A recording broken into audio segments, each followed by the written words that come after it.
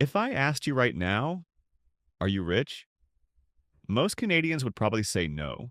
Even people with a decent job, a home, maybe some savings, still feel like they're just trying to keep up. And that's the weird thing about money in Canada right now.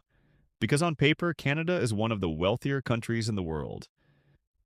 But in real life, a lot of people still feel broke. So, what does rich actually mean in Canada? Not social media, not what your neighbor drives, real numbers.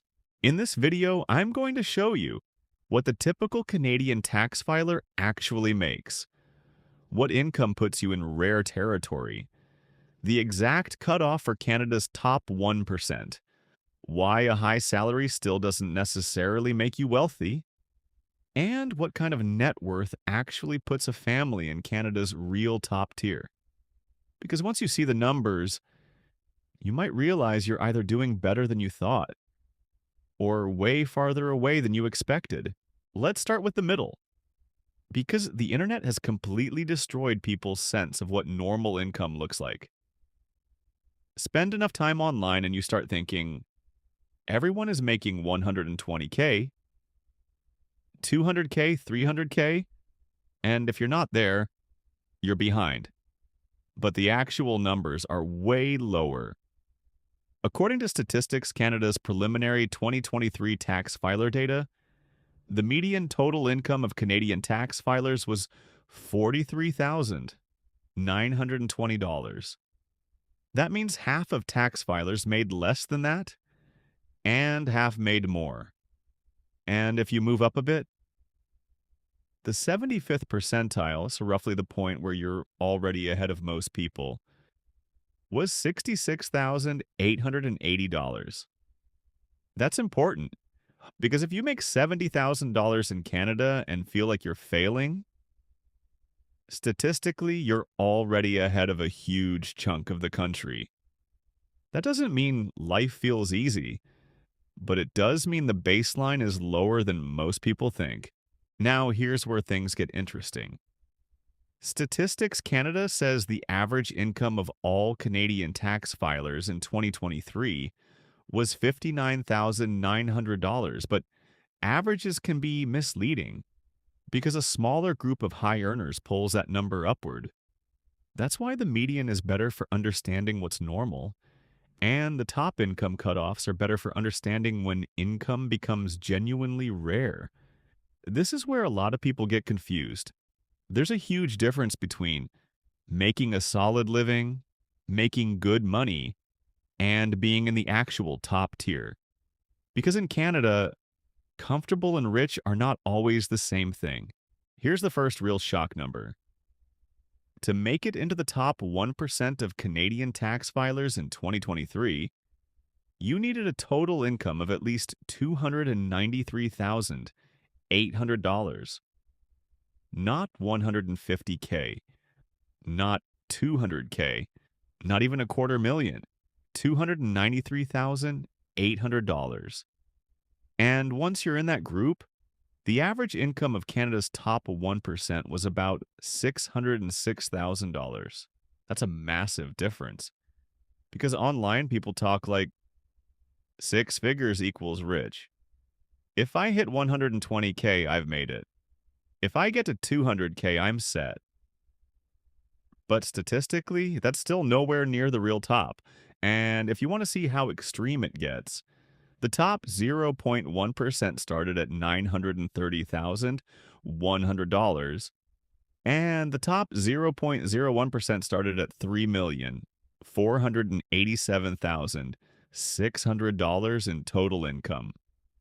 So yes, you can absolutely be doing very well and still be nowhere near Canada's true top income tier. But this is where most people mess up the conversation. Because income is not the same thing as wealth. A high salary can make you look rich. It can make other people think you're rich. It can make you feel rich for a while. But salary is what comes in. Wealth is what you actually own. After debts. That distinction matters a lot in Canada. because Canadians carry huge debt loads. By late 2025, Canada's household credit market debt to disposable income ratio was about 174.8%. In plain English, households owed roughly $1.75 for every $1 of disposable income. So, yes, someone can make a lot of money and still feel financially fragile if the mortgage is massive, the car payments are huge, savings are thin, and most of their lifestyle is financed. That's why a big income can still feel like a trap, because income creates cash flow, but wealth creates security. Now let's talk about the number that matters more: net worth.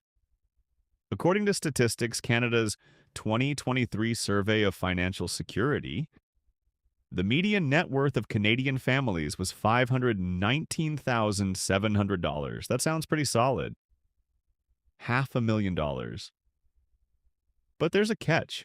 A lot of that isn't cash. A lot of it is tied up in home equity, pensions, long-term assets, and things you can't easily spend without blowing up your life. So when people hear median net worth over $500,000, they imagine stacks of cash. That's not what this is. This is one of the biggest reasons people feel disconnected from the stats. Because the country can look wealthy, while regular people still feel like they're just surviving month to month. And this is where the story gets way more real, because wealth in Canada is heavily tied to time, not just salary, not just one good year, not just one promotion. It usually comes from time in the market, home equity, pension growth, paying down debt, and compounding over years or decades.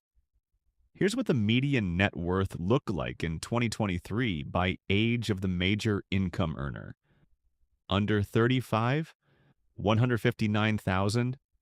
$100 age 35 to 44, $409,300 age 45 to 54, $675,800. That's a huge jump, and it tells you something important. A 30-year-old making great money can still have a lower net worth than someone older with a paid-down house, a pension, long-term investments, and 20 years of compounding. This is why so many Canadians say, I make decent money, but I still don't feel rich. Because income can rise fast. Wealth usually doesn't. Now here's the real goalpost. According to the Parliamentary Budget Officer's updated 2025 wealth database, the threshold to enter the top 1% of family net wealth in Canada in 2023 was about $7.4 million. That's where the real conversation changes. Because a lot of people think, if I make $200,000, I'm rich. If I make $300,000, I'm rich. But Canada's true rich category, that's mostly a wealth story, not just an income story. And it gets even crazier. The top 1% of families held about 24% of total net wealth.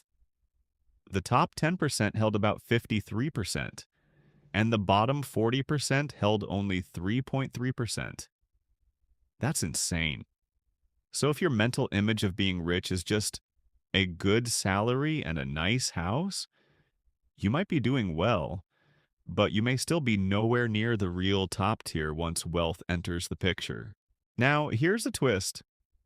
By global standards, Canada is actually a wealthy country. Recent reporting on the 2025 UBS Global Wealth data said Canada ranked around 9th in median wealth per adult and 11th in average wealth per adult. So on paper, Canada is rich, but Canadians don't live inside a spreadsheet. They live inside a brutal housing market, rising bills, expensive groceries, debt-heavy households, and constant comparison.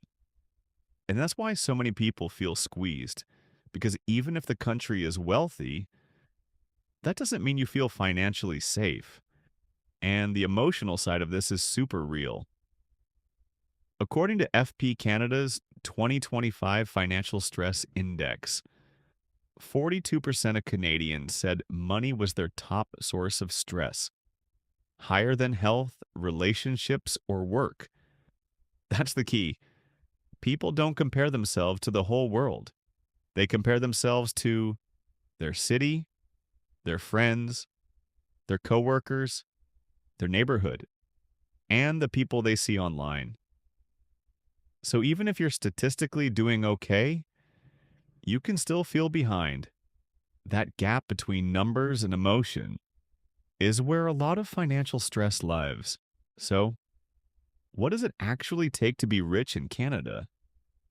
If we're talking about income, the typical tax filer was around $43,920.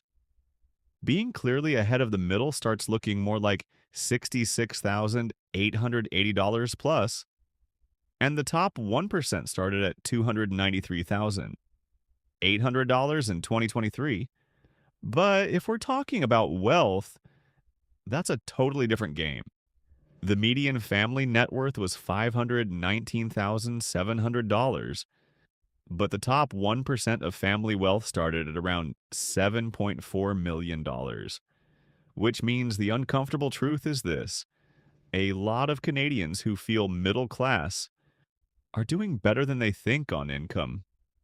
And a lot of Canadians who think a high salary means rich are nowhere near the top once wealth enters the picture. Because in Canada, income gets attention, but wealth tells the truth. If this helped put the numbers into perspective, subscribe. Thanks for watching, and I'll see you in the next one.